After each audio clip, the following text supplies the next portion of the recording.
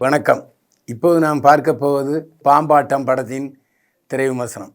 பாம்பாட்டம் படத்தில் ஜீவன், மல்லிகா ஷெராவத் மற்றும் பலர் நடித்திருக்கிறார்கள். ஒரு பெரிய சமஸ்தானம், அந்த அரண்மனையில் ராணியாக இருக்கிறார் ராஜமாதா மல்லிகா ஷெராவத்.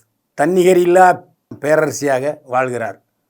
அப்போது திடீர்னு ஒரு ஜோசியம் வந்து அவகிட்ட 7.5 சனியை மாதிரி சொல்லிடுறான், உங்களுக்கு சாவே பாம்பால் தான் என்று சொல்லிவிடுகிறான். இந்த ஜோசியத்தை தான் எல்லா சமஸ்தான ராணிகளும் நம்புவாங்களே, அதுமாதிரி மல்லிகா ஷெராவத்தும் நம்பி ஊரில் உள்ள எல்லா பாம்பையும் கொல்லுங்க அப்படி என்று உத்தரவிடுகிறார். ஊரில் உள்ள எல்லா பாம்புகளையும் கொண்டு விடுகிறார்கள். ஒரே ஒரு பாம்பு மட்டும் தப்பி பிழைச்சி மகாராணி மல்லிகா ஷெராவத்தை கொன்று விடுகிறது. ஆனாலும் மல்லிகா ஷெராவத் பேயாக மாறி அந்த சமஸ்தானத்தில் உள்ள சொத்துக்களை காப்பாற்றுறார். அந்த சொத்துக்களை மீட்பதற்கு ஒரு கொலைகார கும்பல் சதுராட்டம் ஆடுகிறது.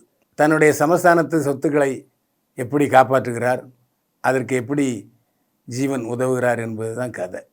மொக்கையான கதை. நாம் இதை விட அழகாக நந்தினி என்ற தொலைக்காட்சி சீரியலில் பாம்பு படத்தை பார்த்துட்டோம். இந்த படத்தில் குழந்தைகள் கூட கெக்கலி குட்டி சிரிக்கிற அளவுக்கு தான் அந்த கிராஃபிக்ஸ் காட்சிகள் இருக்கிறது. மொக்கையோ மொக்க. காக்கா காக்கா படத்தில் கம்பீரமான வில்லனாக வந்த ஜீவன் நான் அவனில் உள்ளிட்ட பல படங்களை நடித்தார். சில படங்கள் வெற்றி பெற்றது. இந்த படத்தில் மீண்டும் அவதாரம் எடுத்திருக்கிறார் ஜீவன். அவர் மேலே எந்த குறையும் இல்லை. அவர் நல்லா தான் நடிச்சிருக்காரு. குறை பூரா கதை திரைக்கதை மேலே தான் இருக்குது. சொத்தையான கதை திரைக்கதை. இதை விட மோசமான ஒரு பாம்பு படத்தை அதுவும் கம்ப்யூட்டரில் எடுக்கவே முடியாது. பட்ஜெட் படம் என்பதால் என்னவோ பல காட்சிகள் ஈ என்று இழிக்கிறது, பல்லிழிக்கிறது. பாம்பாட்டம் படத்தை பார்த்தா கொஞ்சமாவது ஒரு பயம் வரணுமா இல்லையா? பயமே வரலிங்க. இப்படி ஒரு படத்தை ஏண்டா எடுத்தாரோ அப்படின்னு தான் தோன்றுகிறது.